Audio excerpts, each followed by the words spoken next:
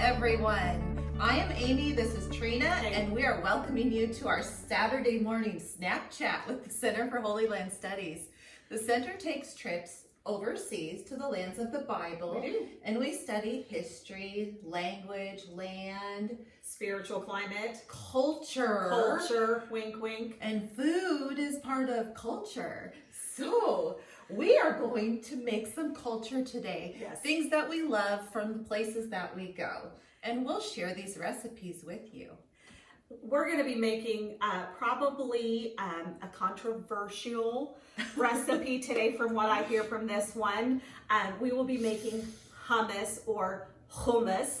And if you've, I know, right? And if you've been to the Middle East countries and you've had hummus, comment down below. We would love to hear your favorite flavors of hummus. Is it garlic? Is it tomato? We want to hear all about your favorite recipes for hummus. But today we're making a basic hummus that you can then add the different flavors on top. As well, we'll be making some baked pita chips to eat with your hummus. So join us. I'm going to be learning. This is the first time I have made hummus myself. I've eaten a lot of hummus, but I've never made it myself. So Amy, walk us through the steps here. Well, I think we'll just start with our pita. Okay. But we're going to toast it so that it tastes good with our hummus. So Trina's going to cut it into little triangles, and she'll pop it onto this sheet. And then we're going to put it in a 400-degree oven, covered with olive oil, and then sprinkled with some, za'atar. Okay, everybody, za'atar. It's a wonderful thing. So pita, in specifically in Israel, and Greece, I guess for that matter, is really kind of the common bread you would find in their restaurants, their bread baskets, right? Correct. Breakfast, lunch, and dinner. You eat a lot of Just pita. like hummus. Hummus is also available at breakfast, lunch, and dinner as well. Absolutely. So Trina has cut our pita into little triangles. She did a great job. Yay. Trina, why don't you take some olive oil and just drizzle it over? Okay. Ooh, making a mess, sorry. Just drizzle a liberal amount, a little amount. Oh, I think liberal is great. Okay. Okay, and now I'm going to sprinkle some za'atar over it. Now in the recipe that you guys have online, I put a link to za'atar ingredients that you can get wherever you want to, so you'll have that. But really the main ingredient with za'atar is hyssop, which they grow in Israel, and I actually brought this one back from Israel. So again, it smells it so good. Smells really good. I wish we had smell-o-vision. We do not. That was a good one. Smell-o-vision. Well, it kind of goes along with the nutty nuts of last week. It does. You'd think they would have come up with smell-o-vision already. Right. Okay. Okay. There you go. So just pop that in the oven. Okay. So we are finished with that. That was very easy, wasn't it? So from now on, we are going to be working on our hummus. And Wonderful. I want to tell you something. Yes. Hummus is an experience, not just a food. When Trina said that people have their preferences on hummus, she's not kidding. There are things called hummus wars where countries have actually fought over their hummus, who makes it better, who owns it. And what we've learned in all of my hummus study is it's loved by all and owned by none. No one owns hummus as of yet. However, there is a recipe, an Arabic recipe that goes back to the 13th century of a hummus type recipe. But with a vinegar instead of a tahini, right? Trina, yes. I listen and I learn. Good job. Folks. Yes, so it's true. So we don't have, a country that owns it, but they all claim to. Right. So we love hummus. It's good for you. And we're going to show you a lot of variations after we're done making our core. Now you can mix this up however you want, but maybe just start with this base, and then you could add more lemon if you want, or more garlic if you want. But we are going to start with our lemons, and we're going to squeeze 4 lemons into our food processor.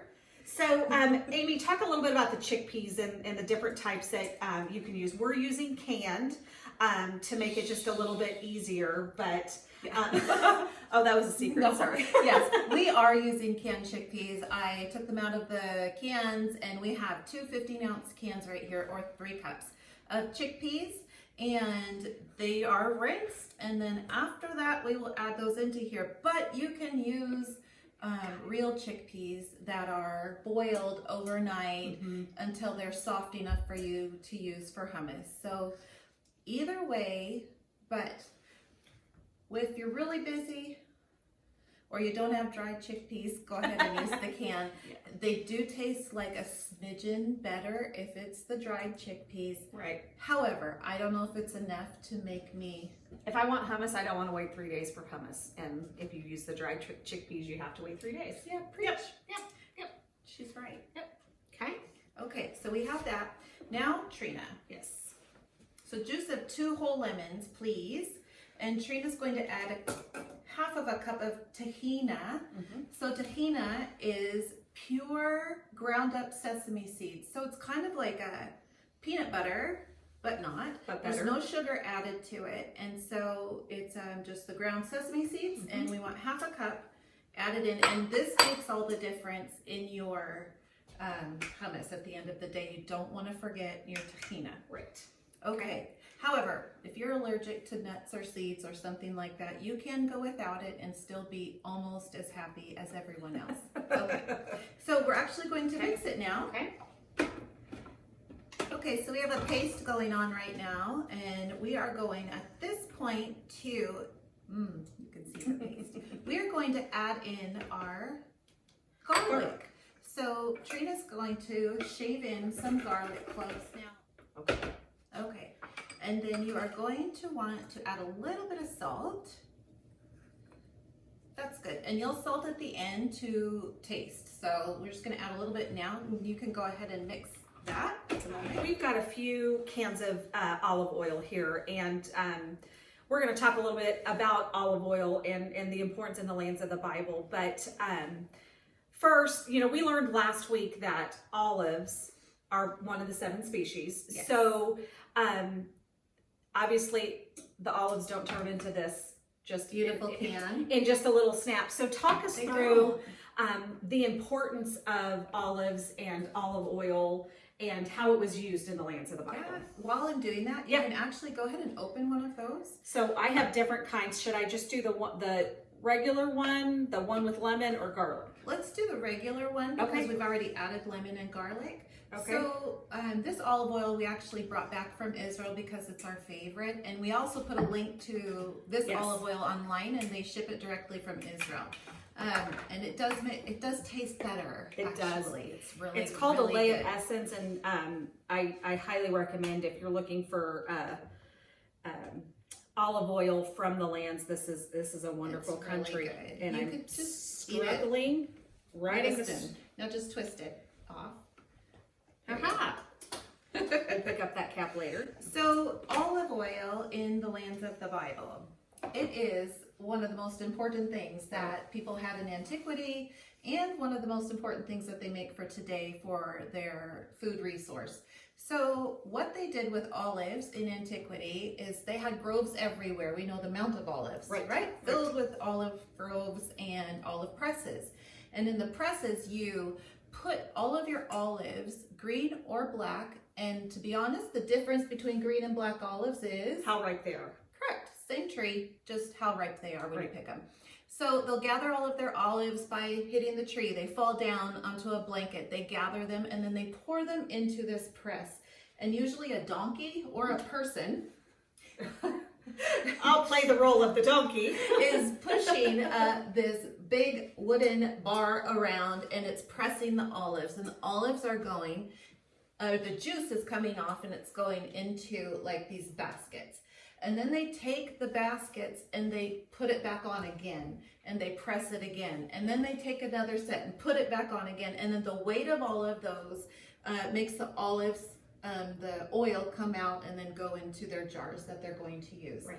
And there are 3 pressings that they use for olives. Temple. Yep. One for the temple. First one always goes to the temple because it's the purest. Right. Next is cooking. Yes.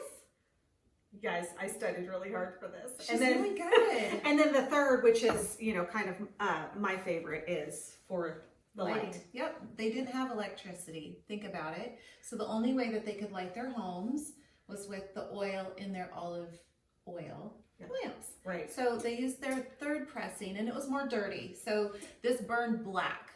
So you can go into ancient homes of today and see the black soot on the walls, but there are little ledges that they've built out in their homes, and they just set their oil lamp on there, and that's how they get around at night. And I think it's such a good lesson, you know, as modern day Christians, we are told to give our first fruits to Yes. back to the Lord, and they were the example of that. Their first of their olives went to the temple, went to the Lord, and for us, I think that's, you know, just those little reminders, those little takeaways that we learned while we're inland. We take them home and we can apply them to our life. That's really, really good point, Trina. Everybody, that's better to take home than this recipe. But I wanted to show you these olive lamps, or these oil lamps, are real. So these two right here are Meaning they're antiquities. Yeah, I guess they're all real. Yes. That's a good point too. Isn't she helpful? Super awesome. So these are 2,000-year-old olive lamp or oil lamps. Why do I keep doing that?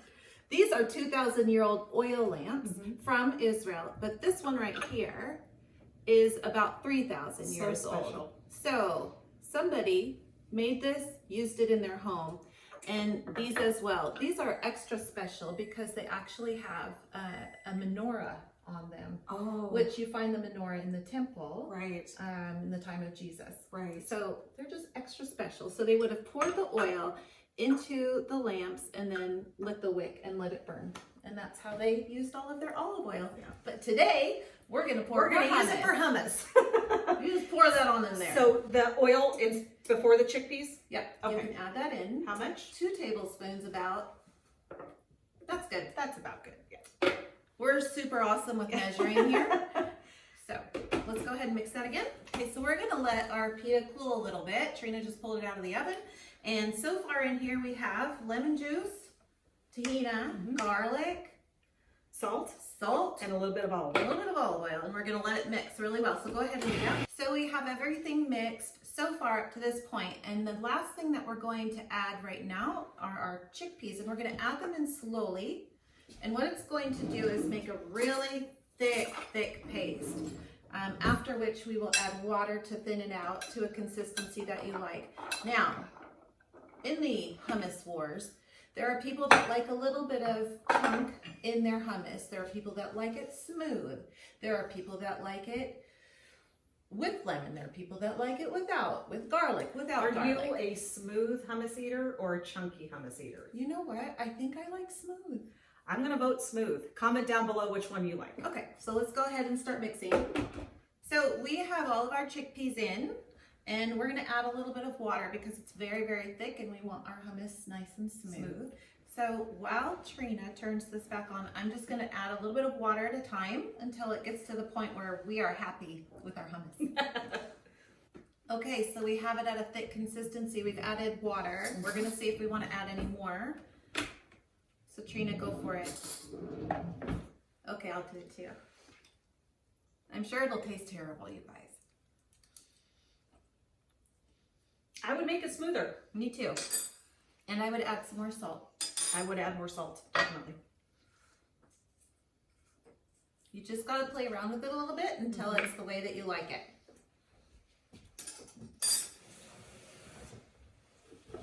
But you can taste that fresh lemon in there. It's delicious. It is good. Okay. All right, moment of truth, Trina. Here we go. Here we go. 2 more spoons. We're so sorry you're not here with us. You won't like it. No, you will love it. There it is. It's really good. Oh my gosh. We did it. It instantly transports me back to Israel. Sitting around the family table at lunch, eating the salads, dipping the pita into the hummus. So good. Oh my goodness, you guys. Telling you. And the smell as well. Okay, let me get rid of a few dishes so we can appropriately plate this for you. You know what the most important ingredient in hummus is? Love. Yeah! It's the person that makes it because it's up to you Right. whether you like it or not. So Right. it's how much you're going to add and what you're going to do and put in. So at this point is the moment of truth where Yes. you actually Yes. decide what are you going to do with this plate of hummus right now. So we are going to top it with You olive dress it. oil. Well, you want to make a little precious little indent here. So good. Why don't you just go ahead and take that. And we're going to soak it in some olive oil. And then you can put paprika on top. A lot of people do. They just add a little bit of paprika. I think more because it's pretty. Or I brought some sumac back from Israel and we're going to put a little bit of that on top. Now I'll tell you, hummus can be a whole meal. So in Israel, where I have gone and if I want it for lunch, they come in and they'll add hamburger to the top and you Yes. eat it as a dish. Shawarma. You put it in shawarma with pita. It's so good. You can mix it with tomatoes and cucumbers and have a very happy life. You could cover it with pine nuts. Some people add in roast pepper and roast garlic in it is really good. But then you're starting to, tread on the toes of, are you kidding me? You added that to hummus? But it's really good. So really it's up to you. You can use our recipe for your base and then you can go from there. But I think that Trina and I should try this now for you because We can. we're willing to do that. We'll sacrifice. Yeah. So, okay, ready? Okay, hummus, cheers.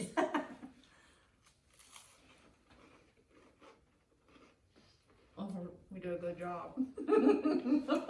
With the warm pita and the za'atar on top. Oh my goodness. I think I said the same thing after baklava and went, we did a good job. That's This really makes me good. a happy, happy girl. Yeah. Oh. We hope you enjoy how beautiful this is and the recipe that we're giving you Right. and the history that we learned. And we just thank you for joining us. You guys just know that we're praying for you and we're thinking of you every day during these trying times. We don't know what tomorrow brings, but what we do know is that our faith in the everlasting Father is real and He is here to take care of us.